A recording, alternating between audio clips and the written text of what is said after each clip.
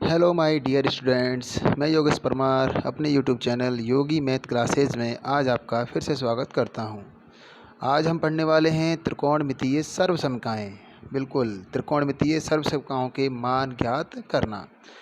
आज हम जो प्रश्नावली हल करने वाले हैं वो प्रश्नावली कक्षा 10 की गणित 7 से है, यानी कि अध्याय 7 से त्रिकोणमितीय सर्वसमीकरण।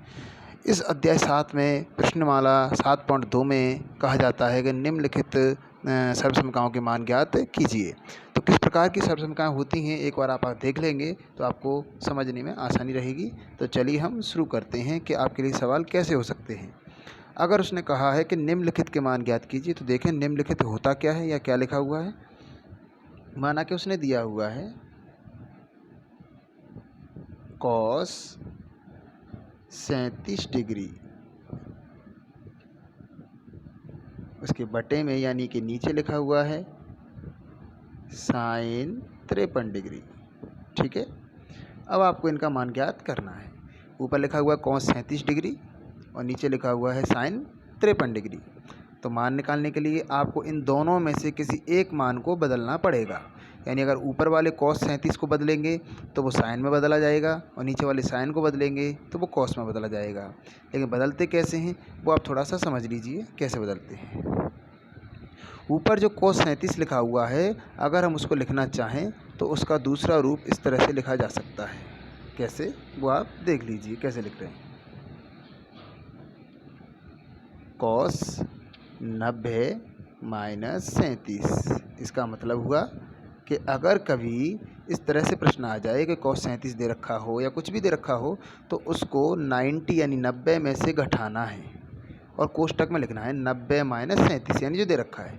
नीचे वाला जो है वो वैसा ही रहेगा, हमने एक को बदलना है, दोनों को नहीं बदलना है, सिर्फ एक को बदलना है। ठीक है, अब आप ध्यान रखिए, जब आप ऊपर वाले को या नीचे वाले को बदल रहे हो तो वो उसके अगले रूप में बदल जाता है। यानी कभी भी cos 90 यानी 90 माइनस थीटा हम करते हैं तो उसकी वैल्यू साइन थीटा होती है। अर्थात ऊपर जो लिखा हुआ है cos 90 माइनस 37 आपको दिखाई दे रहा है, अंश के रूप में दिखाई दे रहा है, वो साइन है। यानी कि 90 में 37 घटा के जो आएगा वो साइन की वैल्यू होगी। यानी कि क्या बनेगा आप एक बार देख लेंगे सभी। मैं थोड़ा सा इसको इधर लेके जाता हूँ, यहाँ देखेंगे आप। यानी ऊपर जो साइन था कॉस था, अब वो बदल गया किस में, साइन 53 में। कैसे बदला मैं दोबारा बोल देता हूँ। जब आप cos 90 माइनस 37 कर रहे हो तो cos 90 माइनस 37 बदल जाएगा साइन 53 में। 53 तो आएगा 90 में से 37 घटा कर, लेकिन cos बदल जाएगा साइन में। नीचे क्या लिखा हुआ पहले से ही, नीचे पहले से ही साइन 53 लिखा हुआ है। अब आपको स्पष्ट पता है कि नीचे साइन 53 है, ऊपर भी साइन 53 है।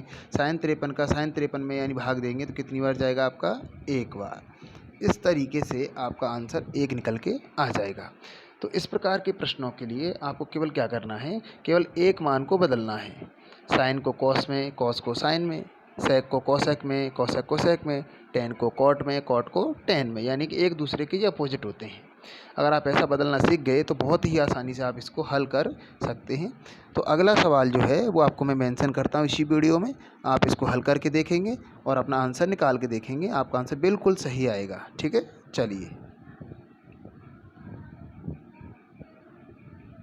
अगला जो आपका सवाल है वो ये है, कोसेक 32 यानी 32 डिग्री और उसके नीचे लिखा हुआ है सेक 58 डिग्री। तो आपको केवल इन दोनों में से एक को बदलना है। यानी कोसेक को बदलेंगे आप तो ऊपर लिखा जाएगा कोसेक 90 माइनस 32, वो बदल जाएगा सेक में, और नीचे वाले को बदलेंगे तो सेक बदल जाएगा कोसेक में। यानी किसी एक को बदलना है। चलिए एक और सवाल मैं मेंशन कर देता हूँ इसी में, आपको ये भी हल करके देखना है आपका क्या आंसर निकल के आता है। ठीक है, हल करके देखिए, ये होमवर्क है आपका।